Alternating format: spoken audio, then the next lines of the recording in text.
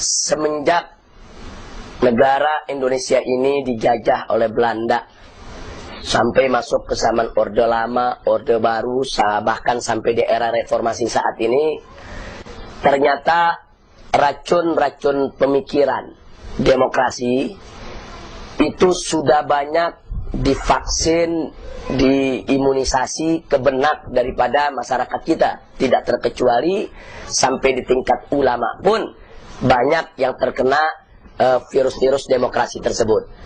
Nah, ini bisa kita maklumi. Yang pertama, ya memang karena yang berkuasa di Indonesia selama ini adalah mereka-mereka yang tidak mengerti tentang Islam, mereka-mereka yang memang menjadi pejuang-pejuang demokrasi, dan mereka-mereka yang punya pola fikir sekuler. Nah, dalam kurun waktu yang begitu lama, 350 tahun dijajah, kemudian 23 tahun di Orde Lama, ditambah lagi 32 tahun di Orde Baru, kemudian belum lagi sebelumnya ada penjajahan Jepang, ditambah dengan era reformasi, sistem Islam tidak pernah mendapatkan kesempatan untuk membuktikan diri sebagai sistem yang baik di negara Republik Indonesia ini. Maka wajar kalau virus-virus tersebut sudah menyebar ke semua lini, sampai banyak ulama-ulama pun akhirnya ikut terkena virus tersebut.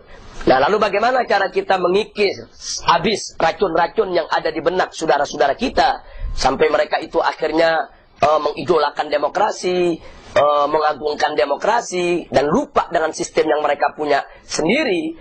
Maka dalam hal ini jawabnya hanya satu: dakwah harus ditingkatkan. Karena dakwah ini kan bukan hanya ke masyarakat grassroots yang di bawah, sampai kepada ulama-ulama yang lupa diri pun kita juga harus berdakwah kepada mereka. Nah, dakwah ini tentunya banyak punya bentuk. Ada dakwah dengan tulisan, dakwah dengan lisan, dakwah dengan lewat diskusi, dialog, seminar, lewat penulisan buku, dan seterusnya dan seterusnya. Insya Allah dengan kita genjot terus itu daripada dakwah yang ada, kita ajak diskusi kiai-kiai kita, ulama-ulama kita sosialisasikan sampai akar rumput yang paling bawah sekalipun, insya Allah suatu saat umat Islam akan mengerti apa itu Islam dan apa itu demokrasi. Jadi kalau Anda sudah dengar bagaimana pemaparan Islam dan demokrasi pada hari ini, ya tolong ajak lagi kawan yang lain untuk dengar juga. Ajak lagi kawan berikutnya untuk dengar juga.